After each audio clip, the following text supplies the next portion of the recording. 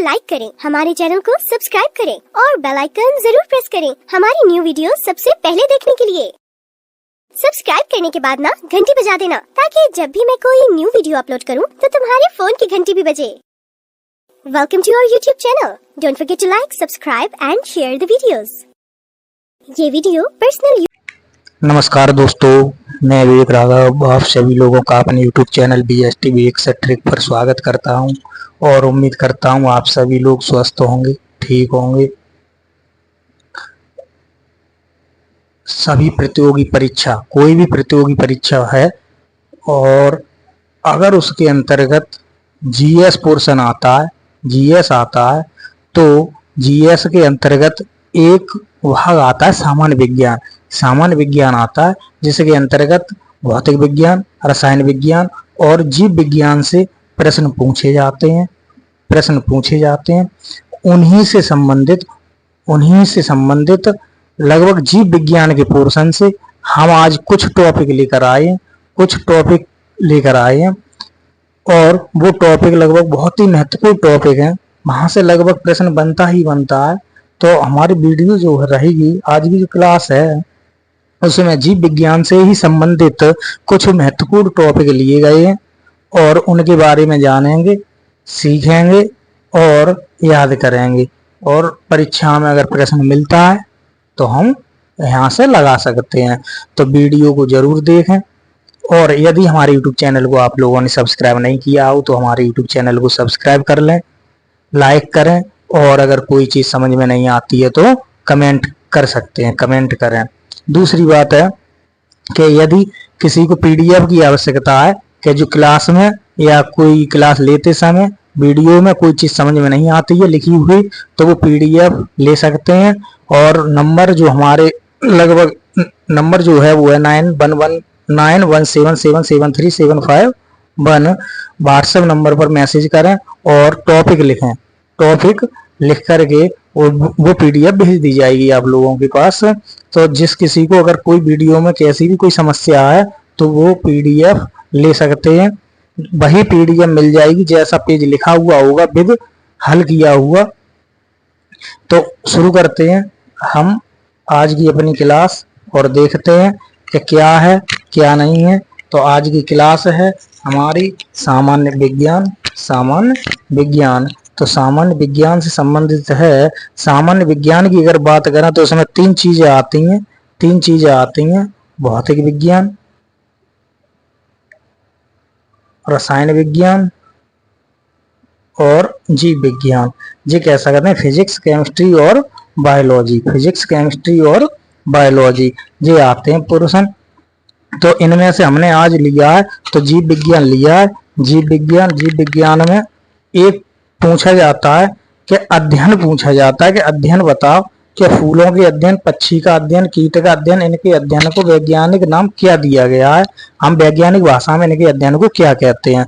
तो हम शुरू करें तो देखो, विभिन्न चीजों के वैज्ञानिक अध्ययन करके जो नाम रखेगा कि हम फूलों का अध्ययन करें तो उन्हें वैज्ञानिक भाषा में क्या कहेंगे, विज्ञानिक भाषा में क्या कहेंगे। तो फूलों के अध्ययन को कहेंगे एंथोलॉजी।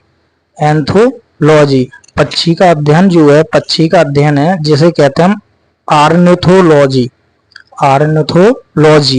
और कीट, फिर आता है कीट का अध्ययन जो होता है वो एंटोमोलॉजी होता है। फिर है रेशम कीट का अध्ययन, तो इसे कहते हैं सेरीकल्चर। ये इंपोर्टेंट है, बहुत बार पूछा गया पेपरों में। तो रेशम कीट का अध्ययन सेरीकल्चर। मधुमक्खी का अध्ययन एपीकल्चर। मधुमक्खी के अध्ययन को क्या कहते हैं, एपीकल्चर। मछली पालन को कहते हैं पिसीकल्चर। हम कह सकते हैं अगर हम बात करें जहाँ अधिकतर मछली का व्यापार होता है वहां की अगर हम बात करें तो वहां एक काम होता है, मछली को सुखाकर पीस दिया जाता है, जिससे कि मछली का क्या बन जाता है, आटा बन जाता है। तो हम इससे याद रख सकते हैं कि मछली को सुखाया और पीस दिया तो उसी को कह दिया पिसीकल्चर, यानी कि मछली पिसी। आगे चलते हैं क्या पुष्प एवं फल देने वाले पौधे की अगर बात करें, तो इसे कहते हैं हॉर्टिकल्चर। कल्चर यहाँ से याद रख सकते हो। जैसे पुष्प, पुष्प हम किसे देते हैं, पुष्प हम किसे देते हैं। अगर बात करें पुष्प या फूल, मान लो कि फूल हम किसे देते हैं, तो कहते हैं कि बड़ी हॉट हो, बड़ी हॉट हो, तो वही हम याद रख सकते हैं कि फूल दिया किसे, किसी हॉट को, किसी हॉट। तो कह सकते हैं पुष्प एवं फल देने वाले पौधे को। वैसे फूलों का अध्ययन हमारा एंथोलॉजी है, लेकिन फूल जब दिया, किसे दिया, कौन दिया या किसे दिया, तो फूल हमें मिला पौधे से, हमने दिया मान लो किसे, हॉट, ठीक। तो उसी से नाम हो गया हॉर्टिकल्चर, हॉर्टिकल्चर। अब फिर कहते हैं अंगूर का अध्ययन, अंगूर का अध्ययन, अंगूर के अध्ययन को कहते हैं विटिकल्चर, विटिकल्चर। जैसे यहाँ से याद रख सकते हैं अंगूर से बनती है बियर, अंगूर से बनती है बियर, और बी से बियर और बी से विटिकल्चर, बी से बियर और बी से विटिकल्चर। और फिर कहते हैं मिट्टी का अध्ययन, मिट्टी का अध्ययन होता है पेडोलॉजी, पेडोलॉजी। पैर कहाँ पर चलते हैं, पैर कहाँ पर चलते हैं, देखो पेडो, पेडो कह सकते हैं पैर, तो पैर कहाँ पर चलते हैं, मिट्टी में, पैर कहाँ पर चलते हैं, मिट्टी में। तो मिट्टी का अध्ययन हम कह सकते हैं पेडोलॉजी। ऐसा करके याद रख सकते हैं हम, ऐसा करके याद रख सकते हैं। हमने कहा कि पुष्प या फूल हमने किसे दिया, हॉट गर्ल को, हॉट गर्ल को क्या दिया, फूल या पुष्प दिया, ठीक है। अंगूर, अंगूर से क्या बनती है, बियर, बियर, बा से बियर और बा से विटिकल्चर।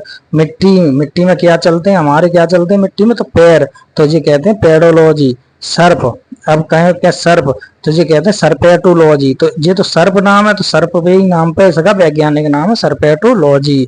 अब कहें हम उभयचर और सरीसृपों का अध्ययन किस समय करते हैं, उभयचरों का अध्ययन किस समय करते हैं, तो हर्पेटोलॉजी, हर्पेटोलॉजी। अगर सर्पेटोलॉजी तो सर्प और हर्पेटोलॉजी तो उभयचर। उभयचर में कौन कौन से प्राणी आते हैं, उभयचर में जो तीनों जगह रह सकें, जो तीनों जगह जीवित रह सकें, कि मिट्टी के ऊपर, मिट्टी के अंदर और पानी के अंदर, पानी के अंदर, उन्हें हम कहते हैं उभयचर, उन्हें हम कहते हैं उभयचर। जैसे ही कह एग्जाम्पल होता है मेढक, मेढक, मेढक को आप कहीं पर भी रखो, चाहे जमीन के ऊपर रखो जीवित रहेगा, जमीन के अंदर गाड़ दो जीवित रहेगा, पानी के अंदर डाल दो जीवित रहेगा। तो मेढक कैसा प्राणी है, उभयचर प्राणी है। तो मेढक का अध्ययन अगर कहा जाए किस में करेंगे, तो हर्पेटोलॉजी, सर्पेटोलॉजी में सर्प का, हर्पेटोलॉजी में उभयचर का। अस्थियों का अध्ययन, अस्थियां जो होती हैं उनका अध्ययन किस में कहते हैं, ऑस्टियोलॉजी, ऑस्टियोलॉजी। तो ये कह सकते हैं आ से अस्थि, आ से ऑस्टियो, तो जहां ऑस्टियो की जगह याद रख सकते हो अस्थियोलॉजी, अस्थियोलॉजी। बस बात खत्म हो गई जी, हम याद रख सकते हैं कि अगर इधर इस साइड के हम सब याद रख सकते हैं अपने अपने अपने तरीके से। कहता है कि पुष्प एवं फल देने वाले पौधा, लेकिन हम पुष्प देते किसे हैं, तो हॉट गर्ल। हम याद कर लें कि कोई एक लड़की है बहुत हॉट है, उसे हमने क्या काम किया, फूल या पुष्प दे दिया, तो वो क्या हो गया, हॉर्टिकल्चर हो गया। अंगूर का अध्ययन क्या हुआ, अंगूर से क्या बनी, बियर, बियर बनी, तो बियर से ही कह दिया विटिकल्चर।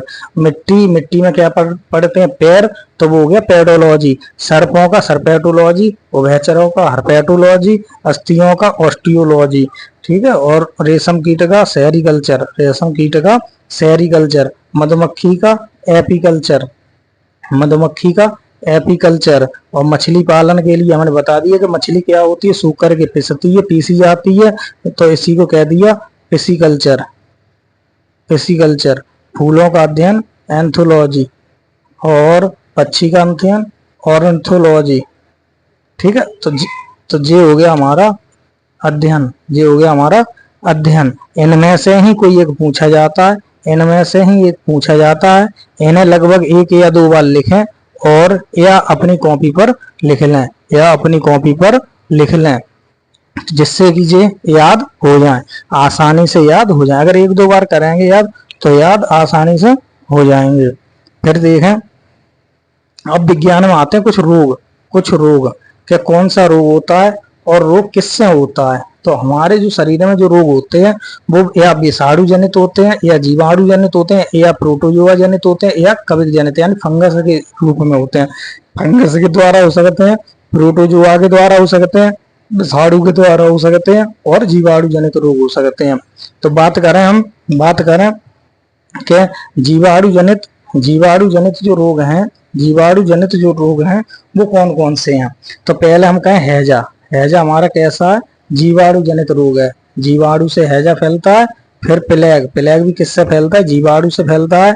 फिर है टिटनेस, फिर है निमोनिया, काली खांसी, क्षय रोग, कुष्ठ रोग, डिप्थीरिया, मेनिनजाइटिस, सिफिलिस, टाइफाइड और बाट्यूलिज्म, बाट्यूलिज्म। तो अगर हम इनकी बात करें, फिर पूछा जाता है कि हैजा जो है वो कौन से जीवाणु से फैलता है, हैजा जो है वो कौन से जीवाणु से फैलता है। तो हम कह सकते हैं विब्रियो कॉलेरो, विब्रियो कॉलेरो। याद कैसे रखोगे, तो हमें पता है कि हैजा को हम एक अगर डॉक्टर की दुकान पे जाए तो डॉक्टर क्या कहता है कि क्या हो गया ना, कॉलेरा बन गया, क्या बन गया, कॉलेरा। तो जो कॉलेरा शब्द है वो इनका कैसा है, जीवाणु का नाम है, जीवाणु का नाम है, वैसा हम कहते हैं कि हैजा बन गया। लेकिन अगर जी डॉक्टर, अगर हम और अपनी और बात कहें तो एक और कह सकते हैं कि कॉलेरा बन गया, क्या हो गया, कॉलेरा हो गया। तो ये कह सकते हैं कि विब्रियो कैलेरो, विब्रियो कैलेरो किसका है, किसका जीवाणु है, तो हैजा फैलाने वाला रोग, जो हैजा जिस के जीवाणु से हैजा होता है तो विब्रियो कैलेरो, ठीक है, कोलेरो, कोलेरो ये नाम है, लिख सकते हो विब्रियो कोलेरो, ठीक। याद कहां से रखोगे, तो कोलेरा से। फिर है प्लेग, फिर है प्लेग, प्लेग, प्लेग को किससे याद रखोगे, प्लेग को किससे याद रखोगे, तो पास टेरुला पेस्टिस, पास टेरुला पेस्टिस। तो एक और होता है कि प्लेग की बीमारी, प्लेग, तो पास टेरेला और क्या होता है, पेस्टिस, ठीक है।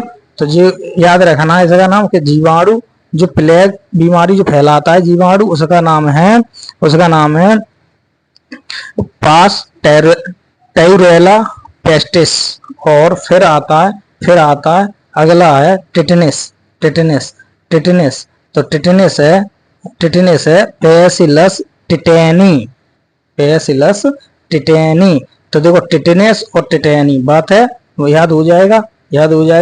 बाई चांस याद ना हो तो टिटेनस का जीवाणु कौन सा है, तो जहां टिटेनी दिखी है, जहां टिट दिखी है वही लगा देना ऑप्शन, वही हमारा सही होगा। अगला है निमोनिया, निमोनिया नाम बहुत सुना होगा, निमोनिया बहुत नाम सुना होगा।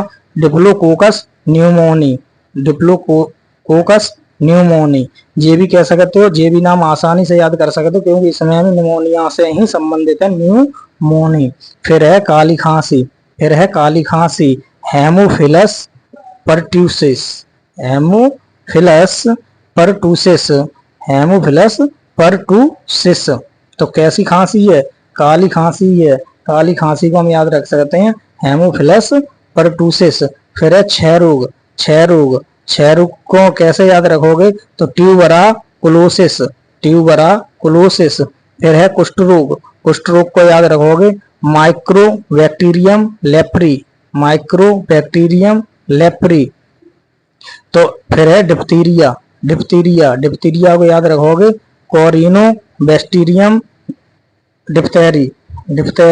तो जय इसे भी याद रख सकते हो कि डिप्थेरिया नाम है और डिप्थेरी नाम है, तो डिप्थेरी और डिप्थीरिया ऐसा करके कुछ नाम याद बन जाएंगे आपको, बाकी के एक दो नाम याद करने पड़ेंगे। फिर है मेनिनजाइटिस, इसका नाम है, मेनिनजाइटिस का जो जीवाणु का नाम है वो है नोसोरिया,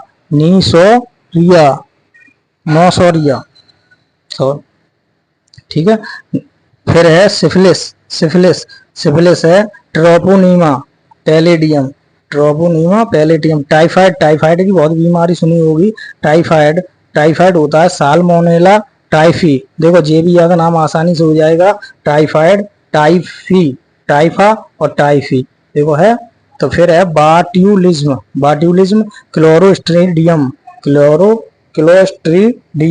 क्लोस्ट्रीडियम जी किसका है, तो ये है बाट्यूलिज्म बीमारी, जो बाट्यूलिज्म बीमारी होती है उससे हो जाता है क्लोस्ट्रीडियम।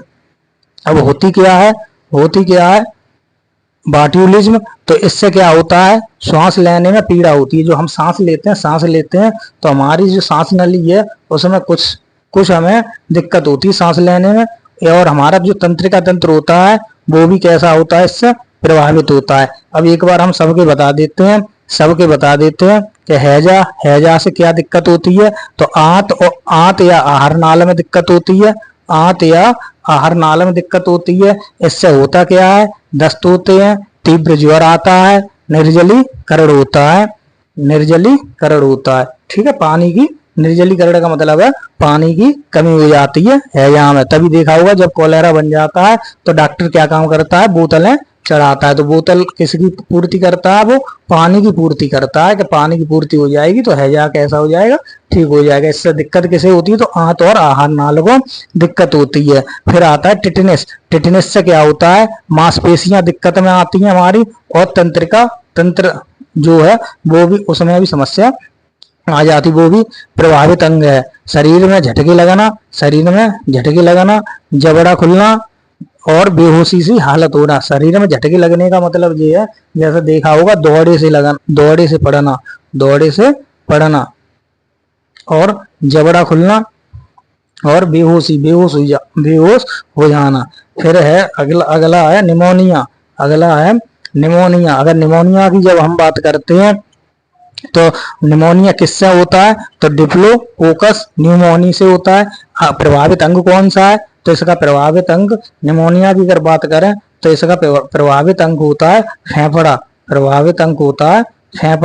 फेफड़ा। इससे दिक्कत क्या होती है, फेफड़े में संक्रमण, फेफड़े में जल भर जाना, तीव्र ज्वर, श्वास लेने में पीड़ा होती है। ऐसे याद रखना है कि निमोनिया किससे दिक्कत है, फेफड़े से दिक्कत हो, फेफड़ा से दिक्कत है तो सांस लेने में तो दिक्कत होगी। फिर मान लो हम अगर देखें काली खांसी, काली खांसी से दिक्कत होती है श्वसन तंत्र में। वैसे ही पता है कि जब कोई खांसी हो जाती है तो खांसी से सबसे ज्यादा दिक्कत किसे होती है, सांस लेने में। किसे दिक्कत होती है, सांस लेने में। तो निरंतर आने वाली तेज खांसी के साथ वमन। ठीक है, फिर आगे है कुष्ठ रोग। अगर हम देखें कुष्ठ रोग या क्षय रोग, पहले कुष्ठ रोग बता देते हैं। कुष्ठ रोग में लवा तथा तंत्रिकाएं दिक्कत में आती हैं, गांठों का बन जाना, हाथ तथा पैर की उंगलियों के ऊतकों का धीरे धीरे नष्ट हो जाना। जैसे देखा होगा कोढ़, जिसे कहता है कोढ़, गांव की भाषा में कहता है कोढ़ हो जाना, बहुत से कहता है कुष्ठ। जैसे कि कौन सी बीमारी, कुष्ठ होती है कि उंगली, जो हाथ पैर की जो उंगली होती है वो क्या काम होते हैं, धीरे धीरे गल जाती हैं, गल के कट जाती हैं, तो वो उसे हम कहते हैं कुष्ठ रोग कहते हैं। फिर है क्षय रोग होता है शरीर का कोई अंग, विशेषकर फेफड़े यानी कि जो दिक्कत में आते हैं सबसे ज्यादा वो फेफड़ा दिक्कत आते हैं क्षय रोग में।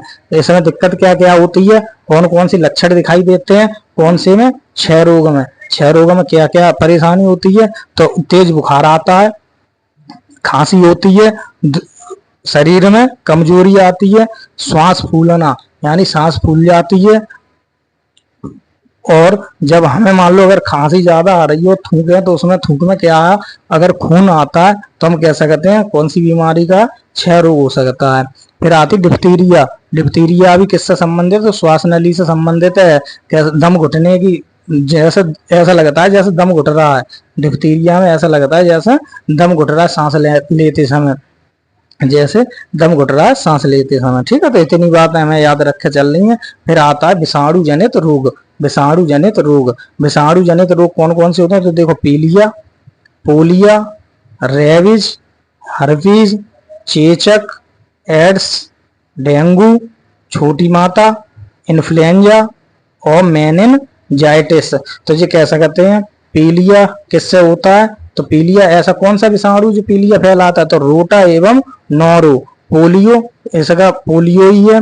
रेबीज, तो इसे कहते हैं रेबडो वायरस लाइसा फर्स्ट, ये याद रखना है, लाइसा फर्स्ट। हर्पीज का हर्पीज है, चेचक का वेरियोला है, एड्स का HIV है, डेंगू का आरबो है, छोटी माता का बेरसेला है, इन्फ्लुएंजा का मिक्सो वायरस और इसे ABC और कह देते हैं, ABC। फिर है मेनिनजाइटिस का है नीसिरिया। अब देखते हैं क्या जो विषाणु जनित जो रोग है, जैसे पीलिया है, पोलियो है, तो इनमें कौन सा अंग दिक्कत में आता है और लक्षण कौन से होते हैं, तो अगर हम बात करें किसी की, पहले नंबर पे है हमारा पीलिया, या पीलिया को कह देते हैं हम क्या, हेपेटाइटिस। हेपेटाइटिस चेक भी कराते होगे तो एक चीज लिखे आती है हेपेटाइटिस बी, और हेपेटाइटिस एक नाम और आता है, तो पीलिया से ही नाम है, पीलिया का ही है, पीलिया को इंग्लिश में कहते हैं हेपेटाइटिस। तो ये संबंधित, इसे दिक्कत होता है यकृत, यकृत सबसे ज्यादा दिक्कत होती है इससे। कौन से शरीर का अंग कौन सा प्रभावित होता है, तो यकृत होता है। इससे क्या काम होगा कि जैसे जो पेशाब है, पेशाब का रंग पीला हो जाता है, पेशाब का रंग पीला हो जाता है। आंख एवं त्वचा पीली पड़ जाती है।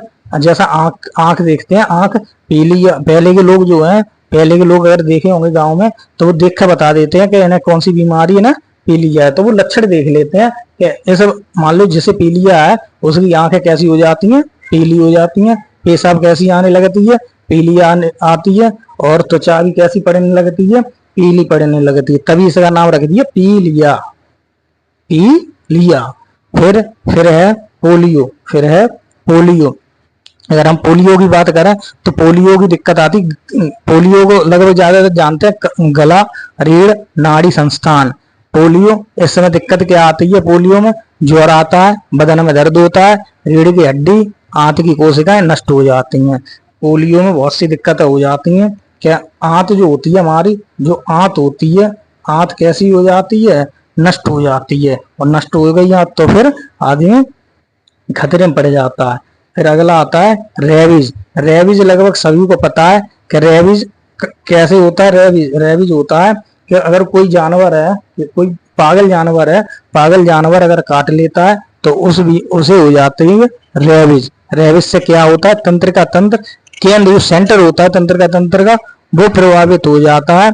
फिर देखें उसी से होता है पागलपन एवं जीभ बाहर आना। पागलपन देखो, रेबिज्म क्या होता है, रेबिज्म क्या होता है कि अगर जैसे पागल कुत्ते ने काट लिया किसी को, तो वो पागल कुत्ते की तरह करने लगेगा, जैसे कुत्ता जैसे करता है वैसे ही करने लगेगा। तो ये चीजें हो जाती हैं, उसी जो जानवर काट लेता है पागल, उसी जानवर के लक्षण उसमें आ जाते हैं रेबीज वाली बीमारी में। फिर कहते हैं हर्पीज। अगर हर्पीज की बात करें कि हर्पीज क्या होता है, हर्पीज से कौन सा हमारे शरीर का अंग कौन सा प्रभावित होता है, तो ये होता है त्वचा। त्वचा हर्पीज, त्वचा में सूजन हो जाती है।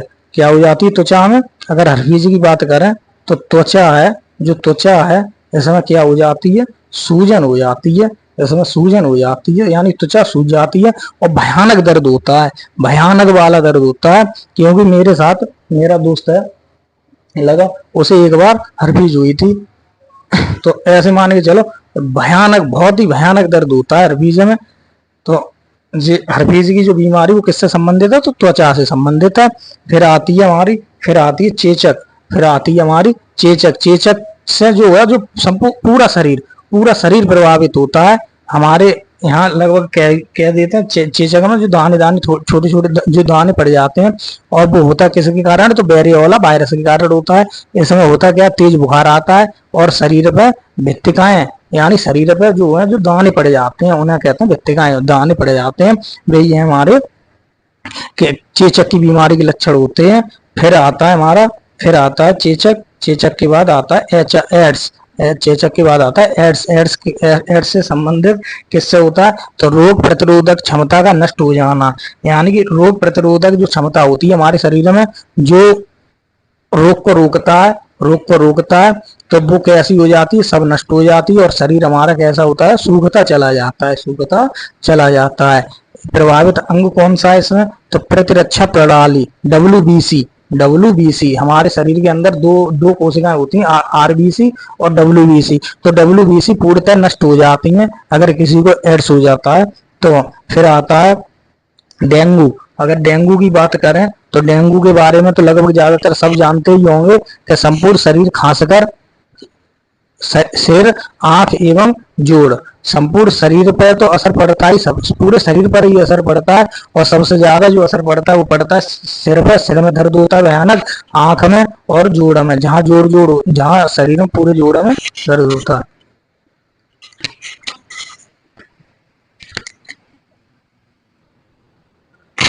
पूरे शरीर में दर्द होता है। फिर आता फिर आती है छोटी माता। एक बीमारी का नाम है छोटी माता, जो संपूर्ण शरीर से ही संबंधित है।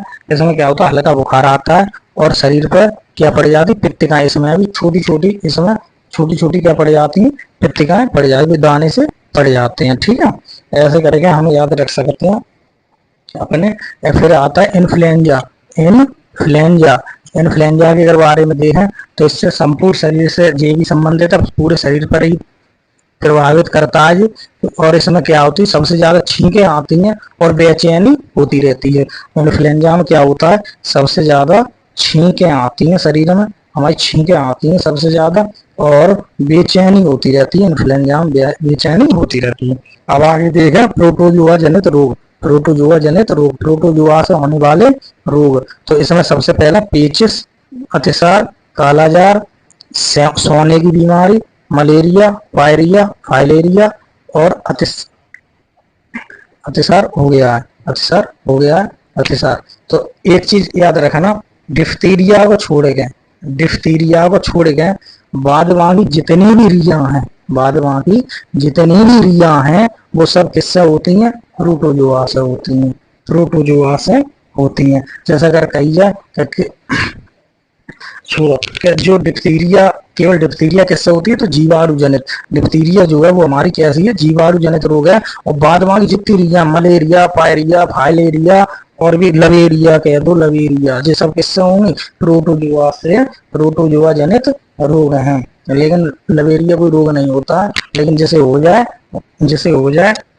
वो फिर समझो कैसा हो जाता है, सब जानते हो। तो पेचिस, अतिसार, कालाजार, सोने की बीमारी, मलेरिया, पायरिया और फाइलेरिया, ये सब बीमारी जो है वो किससे होती है, प्रोटोजुआ से होती है। इसे देखें, हिस्टोलिटिका, एस्केरिस, फिर है अगला लिस्मोनिया। कालाजार किससे होता है, लिस्मोनिया। फिर सोने की बीमारी किससे होती है, ज्यादा सोने की बीमारी, अगर कोई व्यक्ति है कोई बहुत ज्यादा सोता है तो उसे सोने की बीमारी है, वो किसी कारण है, तो उसमें प्रोटोजुआ जनित रोग है। फिर ट्रिपेनोसोमा, ट्रिपेनोसोमा की जो है वो प्रोटोजुआ है, उससे सोने की बीमारी हो जाती है।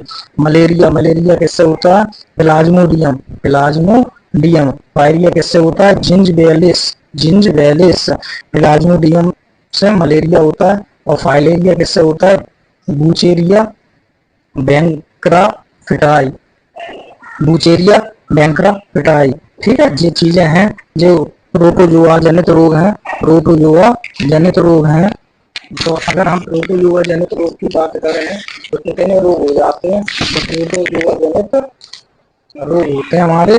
ठीक है, पेचिस, अतिसार, कालाजार, सोने की बीमारी, मलेरिया, पायरिया, फाइलेरिया और हमने बताया डिप्थीरिया को छोड़ेगा, बाद बाकी सभी रिया किससे, कौन सा रोग कौन किससे होती है, तो प्रोटोजुआ से होती है। ठीक है, इतनी बात याद रखना।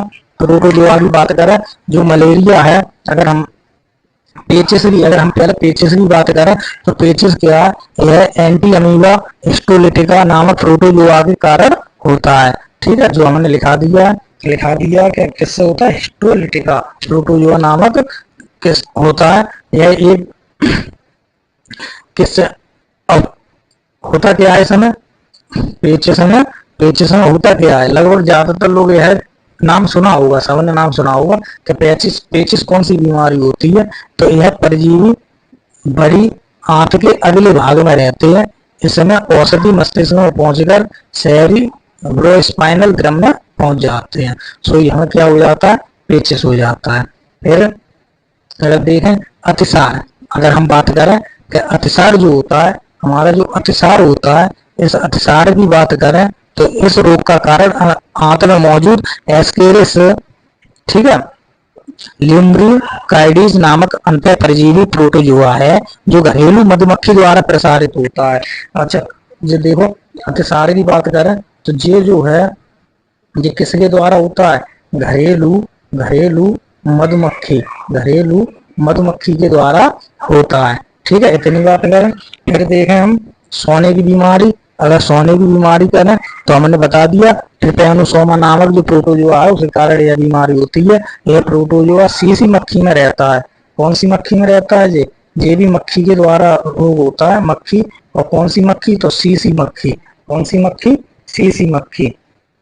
ठीक है, तो इसकी बात करी। फिर देखें मलेरिया, मलेरिया के बारे में लगभग सभी जानते हैं। प्लाज्मोडियम नामक प्रोटोजोआ होता है जिसके कारण यह होता है, यह व्यक्ति से दूसरे व्यक्ति में संक्रमण एनोफिलीज मच्छर। कौन सा मच्छर है? अगर मलेरिया की बात करें तो इसे कह सकते हैं एनोफिलीज मच्छर। तो मलेरिया किसके द्वारा फैलता है? मच्छर के द्वारा। पेचिश किसके द्वारा या अतिसार किसके द्वारा फैलता है? तो घरेलू मक्खी के द्वारा।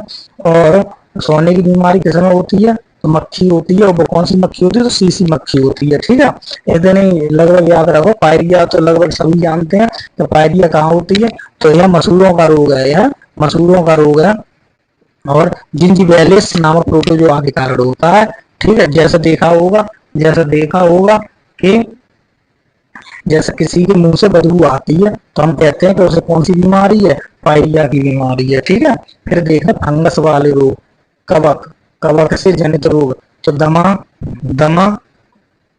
खाज, दाग, गंजापन, एथलीट फुट। तो देखो दमा जो दम से उठ जाती है, एस्पर जिलस फ्यूमिगेटस। खाज किससे होती है? स्कैबिज। दाद किससे होती है? ट्राइकोफाइटन। गंजापन टेनिया कैपिटिस। एथलीट फुट किससे होता है? तो टीनिया पेडिस।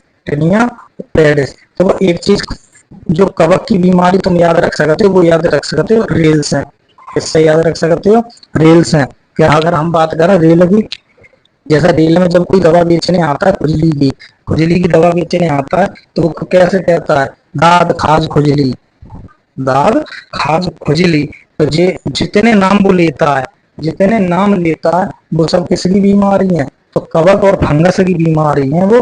अगर वो रेलवे में जितने नाम लेते तो बीमारी के, ठीक है, तो ऐसे ही बोलता है वो, दाद खाज खुजली मिट जाए जड़ से, लगा लो हमारी जो दवा उसका नाम रखा हो। तो दमा, खाज, दाद, गंजापन। तो गंजापन भी किससे होता है? बाल किससे उड़ते हैं? तो कवक से उड़ते हैं। ये तो याद रख सकते हो भाई। दाद लगभग बीमारी है दाद की, तो खाज की, दमा की, ये सब किससे हैं?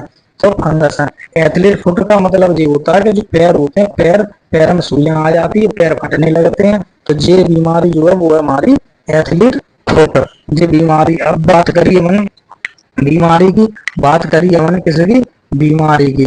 ठीक है, तो अगर बीमारी की बात करिए तो हमारी 4 वे हैं कि जीवाणु जनित, विषाणु जनित, प्रोटोजोआ जनित और कवक जनित। चारों के मैंने नाम बताए कि कौन सी बीमारी होती है। और इन बीमारी से चारों के नाम हैं ये।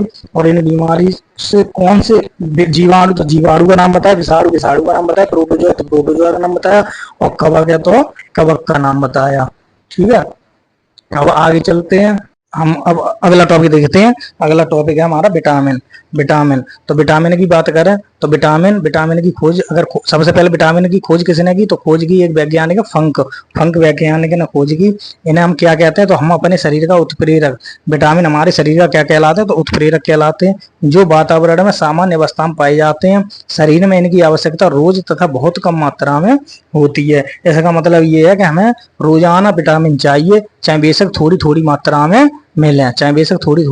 में मिले, लेकिन हमें विटामिन चाहिए कैसे? रोज। हम देखें विटामिन के प्रकार, तो विटामिन हमारे 2 प्रकार के होते हैं। एक जल में घुलनशील और एक वसा में घुलनशील। क्या जल में घुल जाए और वसा में घुल जाए? तो जल में घुलनशील दो विटामिन है, बी और सी। वसा में घुलनशील हमारे 4 विटामिन है, ए, डी, ई, के। हम इन्हें एक साथ पढ़ लेते हैं। अडैक। तो अडैक जो विटामिन है वो किस में घुलती है? वसा में घुलती हैं। ठीक है, अब विटामिन बी के कुछ प्रकार है। हम उससे पहले हमने बात करी कि विटामिन बी की जो खोज करी वो करी मैकुलन ने। वो किसने खोज करी? मैकुलन ने। तो हम कहें कि विटामिन बी मन जो वैज्ञानिक नाम है, जो नाम है, रासायनिक नाम है, वो है थायमिन। वो क्या नाम है? थायमिन। बी मन की कमी जब हो जाए तो उससे रोग होता है बेरी या सूखा रोग। विटामिन बी टू को कहता है राइबोफ्लेविन। इससे क्या होता है? स्वाद जो होता है, स्वाद महसूस नहीं होता है। स्वाद महसूस ना होना, तो स्वाद नहीं लगता है किसी चीज का। तो हमें समझ लो किसी की कमी है हमारे शरीर में, विटामिन बी2 की कमी है। फिर देखें विटामिन बी5, तो इसे कहते हैं पेंटोथेनिक नाम होता है इसका। और इसकी कमी से बीमारी होती है प्लेग्रा नामक बीमारी होती है। विटामिन बी6 है पायरिडॉक्सिन। अगर विटामिन बी6 की बात करें तो इसका है पायरिडॉक्सिन नाम है। और अगर इसकी बीमारी की बात करें तो इससे बीमारी होती है चर्म रोग। चर्म रोग, ठीक है, अगर विटामिन B6 की कमी हो जाए तो चर्म रोग की बीमारी होती है। और चर्म रोग के अलावा अगर और देखें तो और है रक्त क्षीणता और अरक्तता, ये सब किसकी कमी से, तो विटामिन B6 की कमी से हो जाती हैं। फिर देखें विटामिन B9, विटामिन B9 तो फॉलिक एसिड, जिसका नाम है फॉलिक एसिड। अब आता है प्रश्न आता है कि निम्नलिखित में से किस विटामिन को फॉलिक एसिड कहा जाता है, तो विटामिन B9 को फॉलिक एसिड कहा जाता है। इसी के साथ साथ इसे एक नाम और दिया गया फीमेल विटामिन, इसे एक नाम और दिया गया फीमेल विटामिन। कि अगर पूछ लिया जाए कि महिलाओं का विटामिन किसे कहा जाता है, महिलाओं का विटामिन किसे कहा जाता है, तो हम तुरंत उत्तर लगाएंगे कि हमारा जो है B9, विटामिन B9, जिसे हम कहते हैं फॉलिक एसिड। तो जी हमारा कौन सा विटामिन है, महिलाओं का विटामिन है। ऐसे जब बच्चे के जन्म के प्रभाव पर असर पड़ता है समय। फिर है विटामिन B11, विटामिन B11 इसे विटामिन B11 जो होता है वो होता है विटामिनों का समूह। तो प्रश्न आ जाए कि निम्नलिखित में से किस विटामिन को विटामिनों का समूह कहा जाता है, तो विटामिन B11 को विटामिनों का समूह कहा जाता है। फिर आता है नाइट्रोजन पाया जाता है, और इस समय क्या होता है, विटामिन B11 में नाइट्रोजन पाया जाता है। तो अगर प्रश्न ये भी बन सकता है कि निम्नलिखित में से किस विटामिन में नाइट्रोजन पाया जाता है, तो विटामिन B11 में नाइट्रोजन पाया जाता है। फिर है विटामिन B12, विटामिन B12 बहुत इंपॉर्टेंट है, पूछ लिया जाता है इसे। इस समय कहते हैं कि विटामिन B12 कोबाल्ट पाया जाता है, कोबाल्ट। तो साइनो कोबालमिन, देखो नाम भी इसी के ऊपर रखा गया, साइबो कोबालमिन, इसे कहते हैं रक्ताल्पता। विटामिन B12 की कमी से क्या होता है, रक्ताल्पता, या कहते हैं परनीसियस एनीमिया। और एनीमिया जब कोई रोग होता है, किसी को एनीमिया नामक बीमारी होती है, तो इसी एनीमिया का मतलब होता है उसके रक्त में कमी आ जाती है। रक्त में आरबीसी, हमने बताई 2 कोशिकाएं होती हैं, आरबीसी और डब्ल्यूबीसी। तो डब्ल्यूबीसी किस समय खत्म हो जाती है, जब एड्स की जब बीमारी बन जाती है, तो उस समय डब्ल्यूबीसी कोशिकाएं हमारी कैसी होती हैं, समाप्त हो जाती हैं। और आरबीसी की अगर बात करें तो रक्त में आरबीसी की कमी हो जाती है, किसके कारण, एनीमिया की कमी के कारण। आरबीसी की रक्त में कमी होना, रक्त में आरबीसी की कमी होना किसके कारण, एनीमिया की कमी से। शरीर में आयरन और कोबाल्ट की भी कमी किसके कारण होती है, तो एनीमिया ही नाम है इसका। और किसके कारण होती है, तो विटामिन B12 के कारण होती है, विटामिन B12 के कारण होती है। देखें विटामिन B17 ये क्या करता है, कैंसर के प्रसार को रोकता है। विटामिन अगर B17 की आपके शरीर में पूर्ति है, आपके शरीर में पूर्ति होती रहती है, तो ये किसे रोकता है, तो इसे कैंसर का जो प्रसार होता है उसे ये रोक देता है। फिर देखें विटामिन, अब बी तो पूरी हो गई, विटामिन बी पूरी हो गई, तो फिर देखें विटामिन सी को हम कहते हैं एस्कॉर्बिक अम्ल, इसे कहते हैं स्कर्वी। बीमारी क्या होती है इसी कमी से, तो स्कर्वी की बीमारी हो जाती है। फिर देखें बसाम घुलनशील जो विटामिन होते हैं, अडैक, मैंने बताया कि हमें याद रख लो, अडैक करेंगे। तो विटामिन ए क्या होता है, रेटिनॉल, इससे किसकी कमी होती है, वर्णांधता या रतौंधी किसका रोग होता है, आंखों का रोग होता है। रतौंधी का मतलब ये होता है कि रात में बिल्कुल दिखाई ना देता है समय, ठीक है, कि रात में क्या हो गई, हमें क्या, जैसा अगर कोई कह देते हैं ना कि जैसा अगर रात में कोई चले और उसे ठोकर लग जाए तो क्या कहते हैं कि तो रतौंधी आ रही है, कहता है। तो यही है कि जब गांव में बड़े बूढ़े लोग होते हैं, उन्हें बहुत अनुभव है। अनुभव कोई अपनी एक अलग चीज होती है, अनुभव हर आदमी को एक अनुभव से सीख मिलती है। और एक जब किसी व्यक्ति के आए कोई समस्या आती है तब उसे सीख मिलती है, वो बहुत कुछ सीखता है, एक अपने अनुभव से और एक अपनी परेशानियों से। कोई भी व्यक्ति सही वो 2 चीजों से ही सबसे ज्यादा सीखता है, या तो उसके पास अनुभव सबसे ज्यादा हो या उसके आगे परेशानियां आई हो, तो वो काफी कुछ जान जाता है अपने जीवन में। तो विटामिन ए की कमी से किसका रोग होता है, रतौंधी का। विटामिन डी की कमी से कैल्सीफेरोल नाम है इसका, रिकेटस नामक बीमारी होती है। रिकेटस का मतलब हड्डी कमजोर हो जाती है। और इसे कहते हैं सूर्य से मिलने वाली एकमात्र विटामिन डी होती है, जो हमें धूप से मिलती है। फिर ई टोकोफेरोल, ई का नाम है विटामिन ई, टोकोफेरोल, इसे कहते हैं मांसपेशियां कमजोर